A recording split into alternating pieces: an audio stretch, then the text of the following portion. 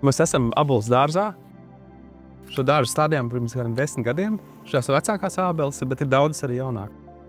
Studējām ģeogrāfos, un tad tur ģeogrāfi vienmēr ceļo apkārt, un tad esot Francijā un Spānijā. Tas bija vairāk kā pirms 24 gadiem. Kaut kā tagad iepatikās, un atbraucot mēs arī ar vienu draugu uzfermentējām pirmo trauku, pirmos 20 litrus, un bija baigi labais tāds.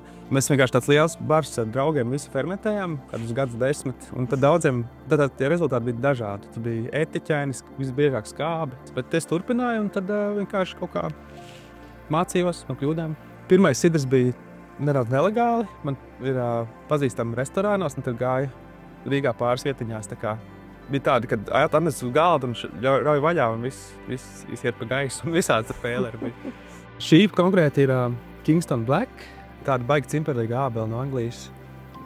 Pirmos 7 gadus vispār neauga.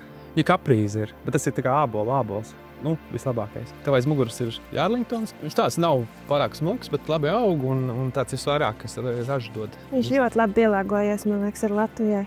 Joprojām mēs strādājam vairāk ar tām tradicionālām vecajām vietām. Un te ir man tas jaunais dārziņš, kas ir, viņš iestādīts ir, tur augšpusē bija pirms 2 gadiem, bet nebija sēta, stirnas visu apēdi.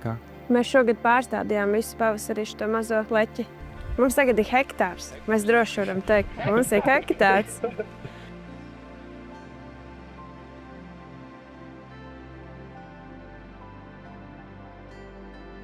Tad atvēršu keriņu. Tie mazie ābolīši, kas aug dārzā. Un tas ir tāds limitēts šampaniešu metodas. Un kāda raža, tik arī sidri. Savarīšķis. Jā, un šitos sidrus taisu tā kā vairāk...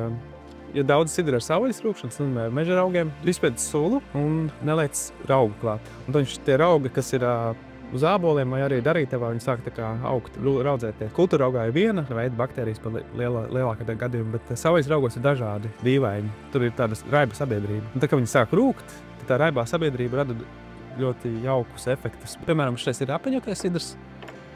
Viņš ir mans pirmais sidrs, un bet jā, viņš paigais deficīts īstenībā. Es kaut kur uztaisīju jūlijā partiju, un viņu 2 nedēļās cauri. Šis ir šampaniešu stili, kas ir tādi vīnīgi, sausi, skābi. Šampanietim vajag tā kā, šampaniešu metodē vajag skābākus ābolus. Un man ir mazās pudeles. Šis ir pepiņš. Tur ir nedaudz arī pepiņa āboli, bet pamatā ir rudens vēlie. Un tas ir mans teorētiski saldākais sidrs, bet daudz sūdzās, ka viņš tomēr skāps vēl. Un šis mēģina taisīt tādu, vienkārši klasisku Baltijas sidru. Tas varētu būt tāds klasiskais variants. Tā atklāti, tad gribētu kaut kādā rosējā uztaisīt. Vismaz vienu.